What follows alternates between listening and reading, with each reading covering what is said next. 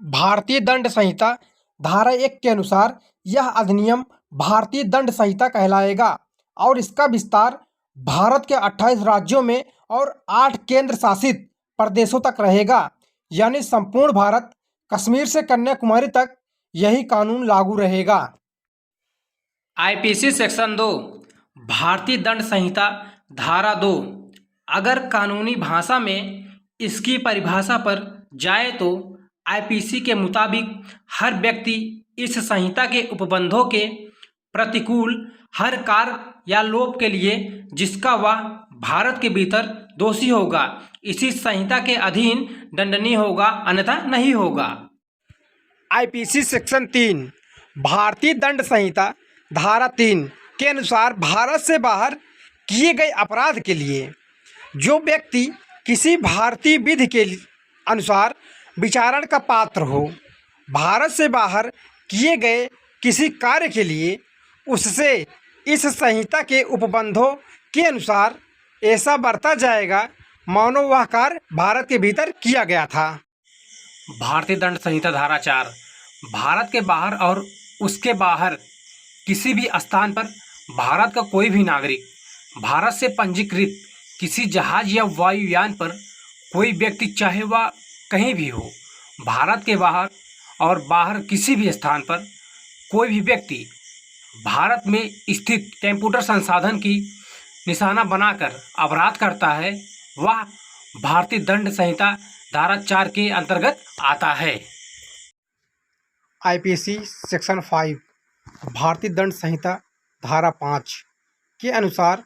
भारत सरकार की सेवा के अधिकारियों, सैनिकों तथा नौसैनिकों को या वायु सैनिकों द्वारा विद्रोह और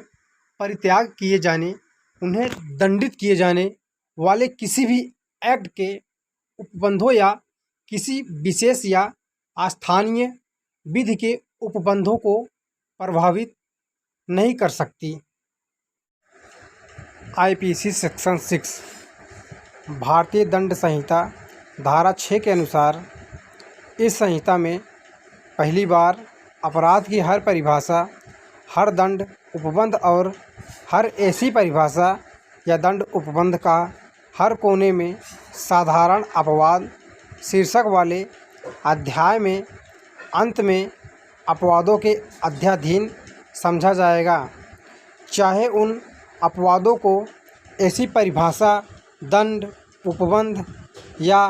किसी के देख में दोहराया न गया हो। आईपीसी सेक्शन 7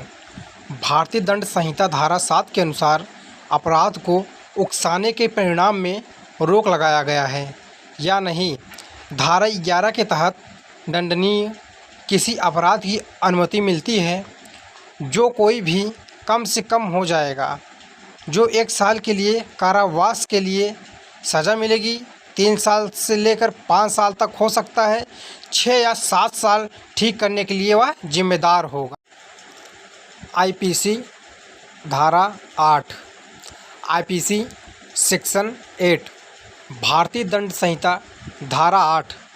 पुल्लिंगवाचक शब्द जहां प्रयोग किए गए हैं वह हर व्यक्ति के बारे में लागू होता है, चाहे वह पुरुष हो चाहे महिला हो, सबके लिए यह कानून लागू होता है।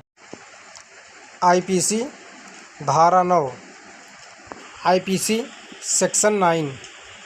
भारतीय दंड संहिता धारा 9 के अनुसार जब तक कि संदर्भ में तुरंत पता न हो,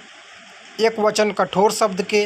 अंतर्गत बहुवचन आता है और बहुवचन घोतक शब्दों के अंतर्गत एक वचन आता है। IPC section 10